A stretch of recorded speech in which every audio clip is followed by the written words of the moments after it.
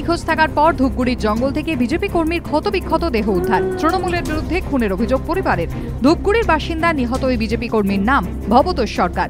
মৃতের পরিবারের অভিযোগ, বিজেপি করায় বেশ কিছুদিন ধরে ভবতোষ সরকারকে এলাকা ছাড়া করার হুমকি দিচ্ছিল তৃণমূল আশ্রিত দুষ্কৃতীরা। এরই মাঝে গত রবিবার রহস্যজনকভাবে নিখোঁজ হন ওই বিজেপি কর্মী। ধূপগুড়ি থানায় একটি নিখোঁজ ডায়েরিও করা হয়। মঙ্গলবার রাতে বানারহাট থানা এলাকার মরাঘাট জঙ্গল থেকে ওই বিজেপি কর্মীর ক্ষতবিক্ষত দেহ উদ্ধার করে পুলিশ।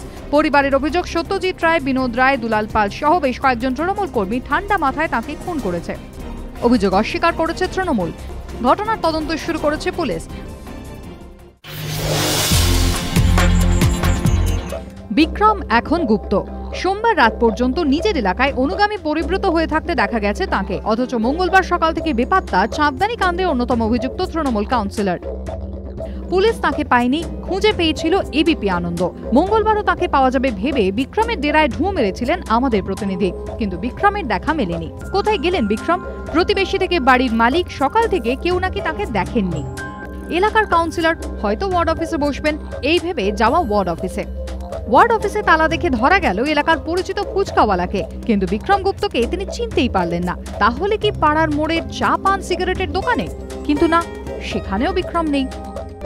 রাতে ভিতে পাড়ায় ঢুকছে পুলিশ। বিক্রমের খোঁজ পেতে নাকি চড়থাপ্পড়ও খেতে হয়েছে অনেককে, উঠছে অভিযোগ। বিক্রম নেই, পুলিশের কাছেও কোনো খবর নেই। তবে কি আত্মসমর্পণের জন্য আদালতে গেলেন? চন্দননগর আদালতে দিনভর অপেক্ষার পরেও দেখা মেলেনি চাঁদদানি কাণ্ডের অন্যতম অভিযুক্তের।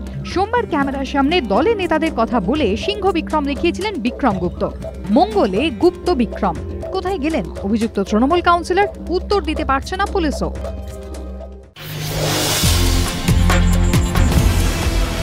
কলকাতা পুরসভায় কংগ্রেসের কাউন্সিলরের সংখ্যা এখন মাত্র 2।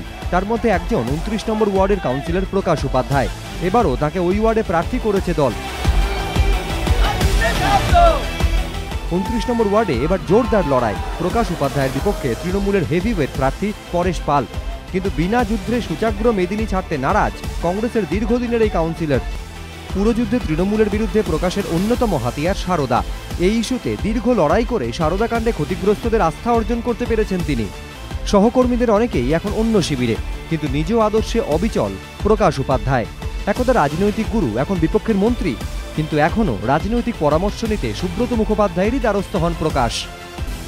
একমাত্র মেয়ে অস্ট্রেলিয়ায়, সংসারে ব্যস্ত থাকেন স্ত্রী, তাই ঝাড়া হাত পা প্রকাশবাবুর দিনের অধিকাংশ সময়ই কাটে ওয়ার্ডের কাজকর্মে।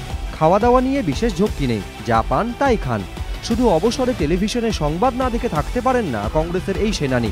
2010-এ পুর নির্বাচনে প্রথমবার ভোটে দাঁড়িয়ে হেভিওয়েট বামপ্রার্থী সুবোধকে পরাস্ত করেন প্রকাশ উপাধ্যায়। এবার লড়াই আরও কঠিন, তবু বিপক্ষকে কঠিন লড়াইয়ে ফেলে দেওয়ার ব্যাপারে আশাবাদী প্রকাশ উপাধ্যায়।